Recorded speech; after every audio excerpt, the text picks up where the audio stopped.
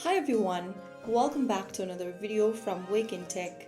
In this video, I'm going to show you how to clear your chats in ChatGPT application step by step.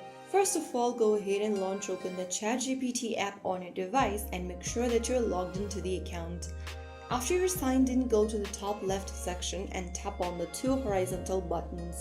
In the expanded menu, go to the bottom and click on your username, and on the next page, click on Data Controls. Under Data Controls, you will see Clear Chat History button. Tap on that. Click on Clear Chat History once again in the pop-up, and with this, you have successfully cleared all the chats from your ChatGPT account. Now if you go back to this page, you will see there are no recent chats in the expanded menu. And that's how you easily clear your chats in ChatGPT, whether it's one at a time or all at once. And that's how you easily clear your chats in ChatGPT.